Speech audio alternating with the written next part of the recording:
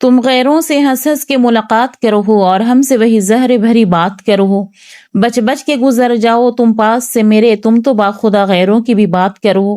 یہ میں بہت ڈھونڈی ہوں، بہت مشکل سے یہ والی غزل ملی مجھے، میں اپنے ہسبینڈ کے لیے ڈھونڈ رہی تھی تو ہسبینڈ کے لیے بہت اچھی غزل نکل گئی۔ نشتر سا اتر جاوے ہے سینے میں ہمارے، جب ماتھے پہ بل ڈال کے تم بات کرو ہو، تقوی بھی بہک جاوے ہیں محفل میں تمہاری، تم اپنی ان آنکھوں سے کرامات کرو ہو۔ پھولوں کی مہک آوے ہے سانسوں میں تمہاری، موتی سے بکھر جاوے ہیں جب بات کرو ہو۔ ہم غیروں کے آگے تمہیں کیا حال بتائیں، پاس آ کے سنو دور سے کیا بات کرو ہو۔ یہ غزل صرف محبت کی داستان نہیں بلکہ ان خاموش رشتوں کی تصویر ہے جن میں فاصلے دیواروں سے نہیں رویوں سے پیدا ہوتے ہیں۔ تم غیروں سے ہنس ہنس کے ملاقات کرو اور ہم سے وہی زہر بھری بات کرو۔ سب سے زیادہ دکھ اس وقت نہیں ہوتا جب کوئی دشمن برا سلوک کرے، بلکہ اس وقت ہوتا ہے جب اپنا انسان دوسروں کے لیے مسکراہٹیں بانٹے مگر آپ کے حصے میں صرف تلخ لہجہ اور نفرت آئے۔ محبت صرف ساتھ رہنے کا نام نہیں ہے بلکہ لہجے کی نرمی کا بھی نام ہے۔ کبھی کبھی ایک نرم جملہ برسوں کے زخم بھر دیتا ہے اور ایک سخت لفظ دل کو عمر بھر کے لیے زخمی کر دیتا ہے۔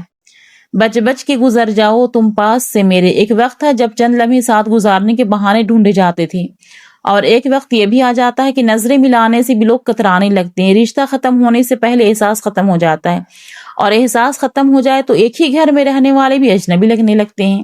ابھی آپ کو میں دکھائی سب سے شروع میں کلپ کے ہسبینڈ خود سے ہی آم کٹنگ کر رہے ہیں، کھانا بھی وہ خود ہی نکالیں گے، صرف میں کھانا بنا دے رہی ہوں، میرے ہاتھ کا وہ کھانا کھانا پسند نہیں کر رہے ہیں۔ غصے سے کہے گئے لفظ شاید چند لمحوں میں ختم ہو جاتے ہیں لیکن ان کا اثر دل پر بہت دیر تک باقی رہتا ہے۔ اکثر انسان چیخنے سے نہیں ٹوٹتا بلکہ اس بے رخی سے ٹوٹ جاتا ہے جو ہر روز اسے خاموشی سے ملتی رہتی ہے۔ اس لیے اگر کسی سے اختلاف بھی ہونا تو لہجہ انسان کو ہمیشہ نرم رکھنا چاہیے۔ یہ تقوی بھی بہک جاوے ہیں محفل میں تمہاری، تم اپنی ان آنکھوں سے کرامات کرو۔ یہ محبوب کی تعریف ہے کہ اس کی شخصیت، اس کی نگاہ اور اس کا انداز ایسا ہے کہ لوگ بے اختیار اس کی طرف متوجہ ہو جاتے ہیں۔ اصل خوبصورتی صرف چہرے میں نہیں ہوتی بلکہ اخلاق، گفتگو اور کردار میں ہوتی ہے۔ یہی وہ چیز ہے جو دلوں پر دیر تک اثر چھوڑتی ہے۔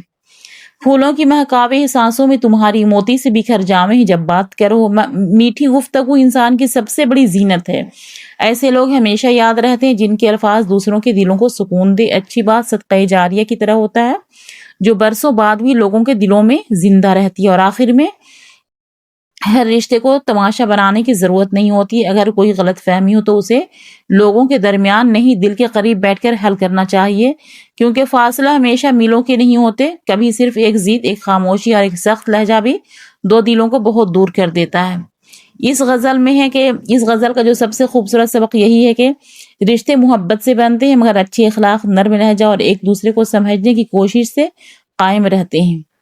تو دیکھیے ابھی کھانا یہاں پہ ہسبینڈ اپنے ہاتھ سے لے رہے ہیں۔ جب میں شادی کر کے آئی تھی نا تو ہمارے ہسبینڈ یہ ہے نا جو غزل لکھے ہیں انہی کے غزل وہ گاتے تھے۔ اس